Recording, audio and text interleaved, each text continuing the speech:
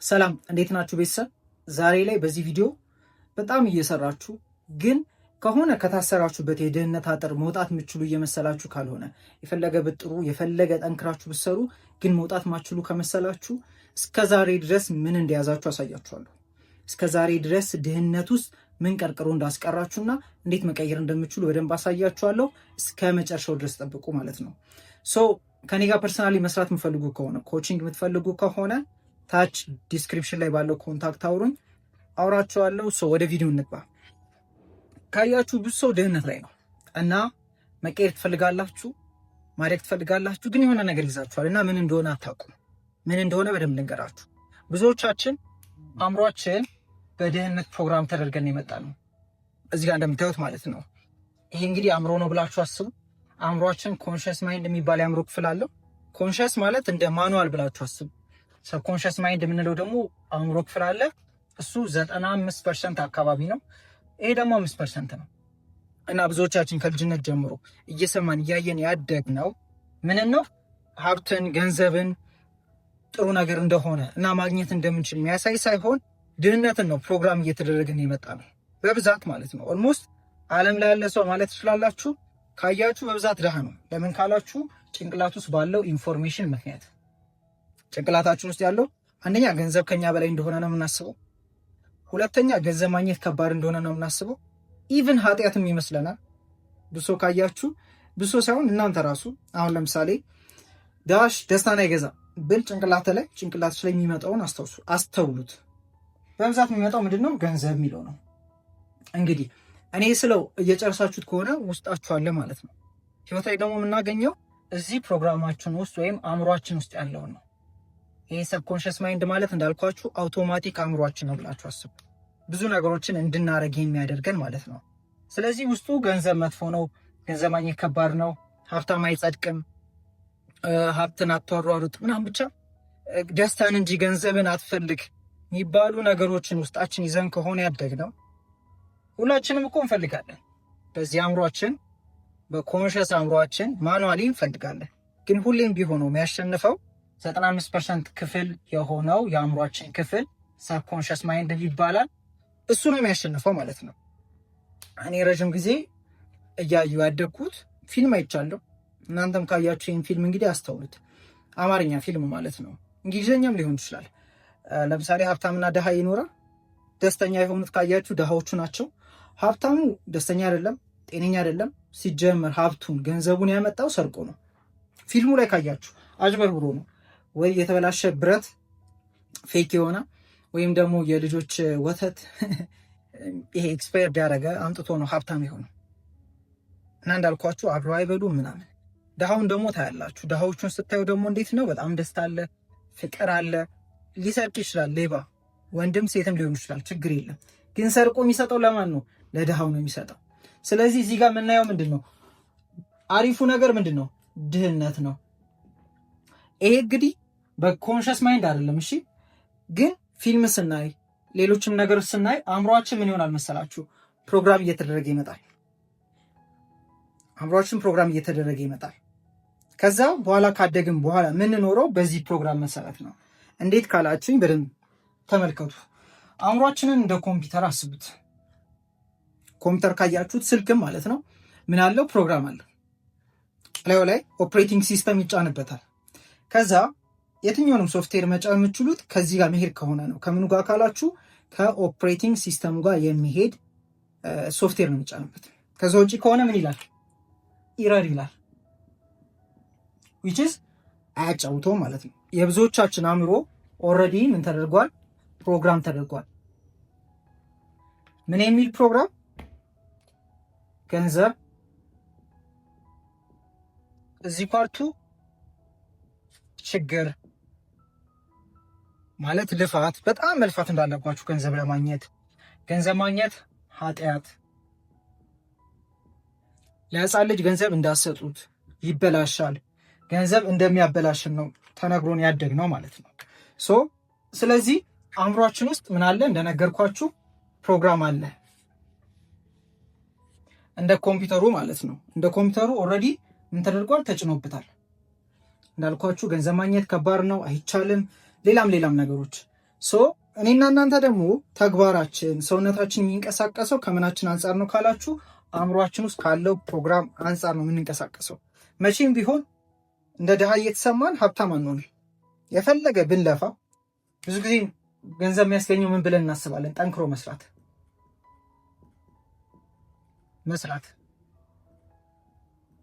ጠይቃችሁ ግን ምን ያህል ሰዎች አሁን አንቺ የምታየው ምን ያህል ጠንክረሽ ትሰሪያለሽ? ምን ያህል ጠንክራችሁ ትሰራላችሁ? ነገር ግን ውጤት የላችሁም እንደምትፈልጉት። ምክንያቱም መፍትሄው ጠንክሮ መስራት ስላልሆነ ማለት ነው። ህይወት ላይ የምናገኘው ያመንነውን አእምሯችን ውስጥ የተጫነውን ነው የምናገኘው። ሲጀምር የሀብት ሀሳብ ልታስገቡ ስትሉ ሀብታም የሚያደርጋችሁ ነገር አይታያችሁ። ኢራር ነው የሚለው። ለምን? ውስጣችሁ ኦልሬዲ ድህነት ስለሆነ ፕሮግራም የተደረገው። በምን ካላችሁኝ በቤተሰብ በፊልሞች እንዲሁም በማህበረሰብ ማለት ነው። ቅድም እንደነገርኳችሁ ፊልም ላይ ታያላችሁ።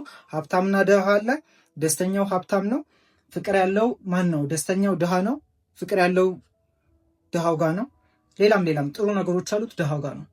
መጨረሻ ላይ ካያችሁ ሀብታሙን ሰው እያጋልጡትና የሚኖሩት የድሃው ቤተሰብ ጋር ነው። ለምን ካላችሁ ሲጀመር እንግዲህ ስክሪፕቱን የሚጽፉት ሰዎች ሀብትን ኤክስፔሪንስ አድርገው ስለማያውቁ ኢቭን አይደለም በአካል እዛ ለመኖር በሀሳብ ለመኖር ይጨንቃቸዋል። ካያችሁ የውጭ ፊልሞችን ለምሳሌ የሱፐር ሂሮ ፊልሞችን ታያላችሁ እና በብዛት ካያችሁ መጥፎ ጋይ የሚባሉት መጥፎዎቹ ሰዎች ምን አይነት ናቸው? ሀብታም ናቸው፣ ገንዘብ አላቸው። ሱፐር ሂሮ የሆኑት አቅም ያላቸው ኃይሉ ያላቸው ሰዎች ደግሞ ካያችሁ ከድሃ ቤተሰብ ነው የወጡት፣ ድሃ ናቸው። ስለዚህ በዚህ ውስጥ አእምሯችን ምን እየሆነ ይመጣል መሰላችሁ? ድህነትን እየወደደ ድህነትን እየፈለገ ሀብትን ደግሞ እንደ መጥፎ ነገር እያደረገ ይመጣል ማለት ነው። ለዛ ነው የፈለገ እየለፋችሁ ውጤት ማታመጡት። ለምን መሰላችሁ? የፈለገ ብንለፋና ብንጥር ምናገኘው ውስጣችን ያለው ነው። ምናገኘው የእምነታችንን ነው የምናገኘው። እንቅስቃሴያችንም ተግባራችንን የሚወስደን ወዴት ነው ካላችሁ ወደ ድህነት ነው። ስለዚህ ህይወታችንን መቀየር ካለብን ምንድነው መቀየር ያለብን ካላችሁ ፕሮግራሙን ነው መቀየር ያለብን ማለት ነው። ፕሮግራሙን ደግሞ በምን ልቀይሩ ትችላላችሁ?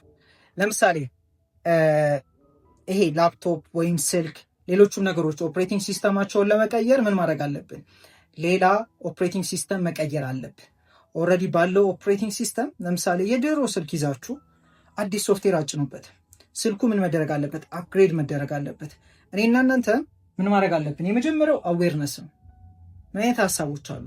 ምን አይነት እምነቶች አሉ? ስለምን ካላችሁ ስለ ሀብት፣ ስለ ገንዘብ ውስጣችሁ አሁን በእርግጠኝነት ስታየው ምን ትላላችሁ መሰላችሁ? ኧረ እኔ ሀብት አልጠላም፣ ሀብት እወዳለሁ፣ ድህነት እንደውም ያስጠላኛል ልትሉ ትችላላችሁ። የምር ግን አትጠሉት። ብትጠሉት ኑሮ አሁንም ድሃ አትሆኑም ነበረ። ብትጠሉት ኑሮ የምትፈልጉትን ገንዘብ አሁን ላይ ይኖራችሁ ነበር። ስለዚህ ምን ማድረግ አለባችሁ? ከሀብት ጋር መስማማት አለባችሁ። የሀብታም ሀሳብ፣ የሀብታም ስሜት ሊኖራችሁ ይገባል።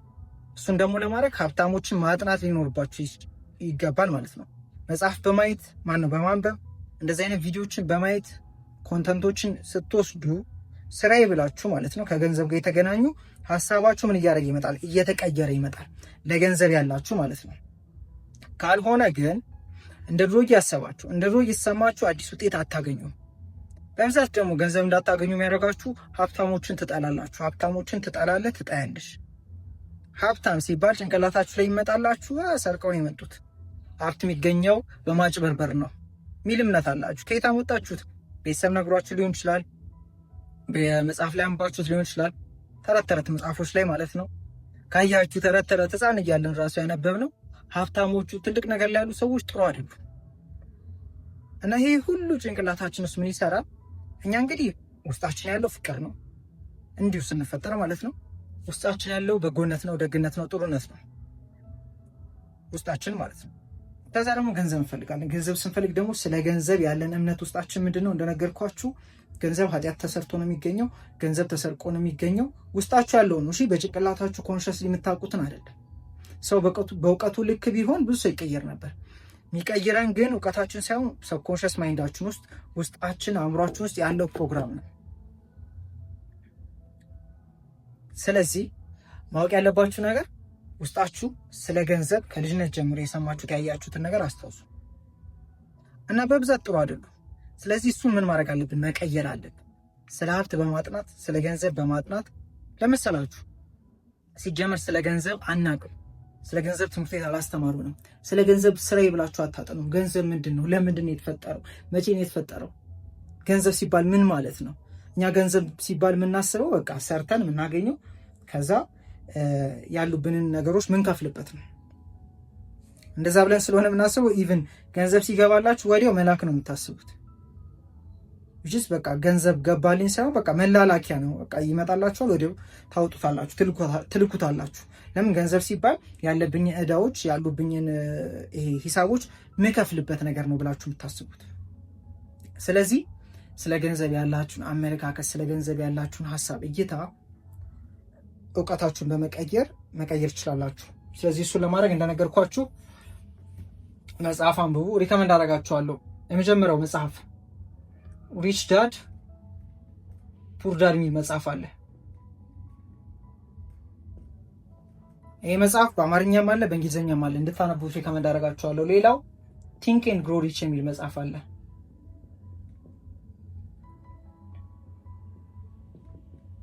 ይህም በአማርኛም በእንግሊዝኛም አለ። ሁለቱን መጽሐፍ ሪከመንድ አደርጋችኋለሁ።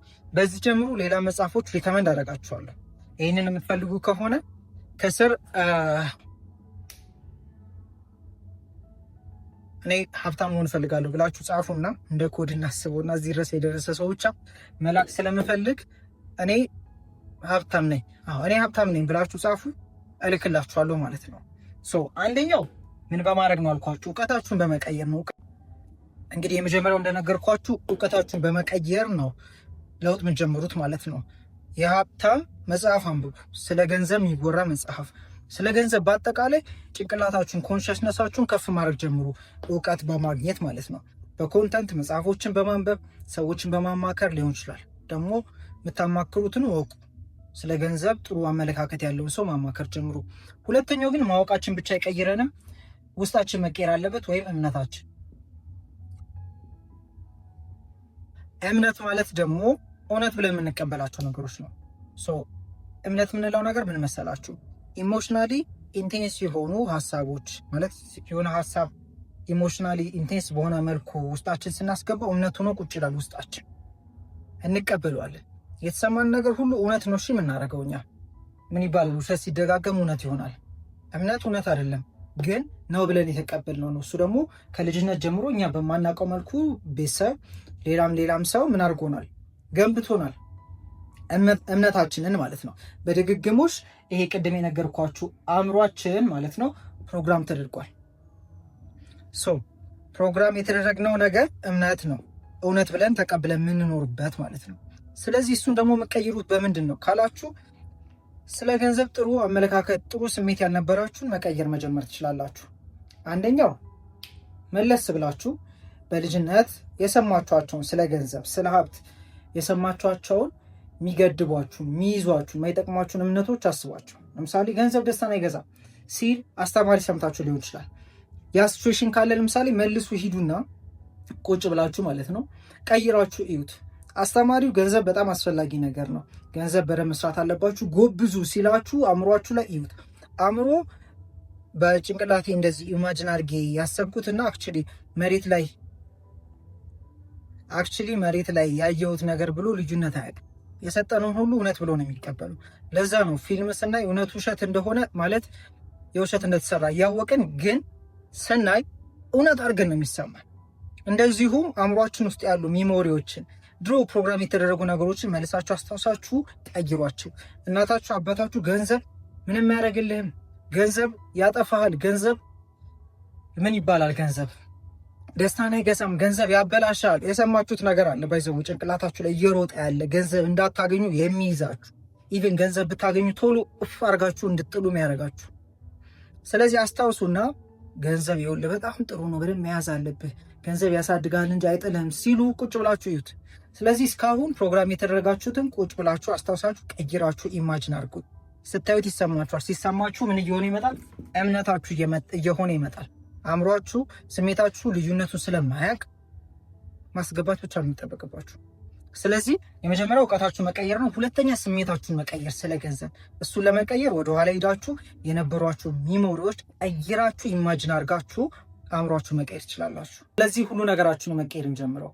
ሞመንት የምታስቡበት መንገድ፣ የሚሰማችሁ እይታችሁ፣ አመለካከታችሁን ሆን ብላችሁ እውቀታችሁን በመቀየር ስሜታችሁን፣ እምነታችሁን በመቀየር ስትጀምሩ እይታችሁ ይቀየራል፣ ምርጫዎቻችሁ ይቀየራሉ፣ ተግባራችሁ ይቀየራል፣ የምታገኟቸው ሰዎች ይቀየራሉ። ስለዚህ ህይወታችሁም እንደዛ እያለ መቀየር ይጀምራል ማለት ነው። ለገንዘብ የምትመቹ ሰዎች ትሆናላችሁ።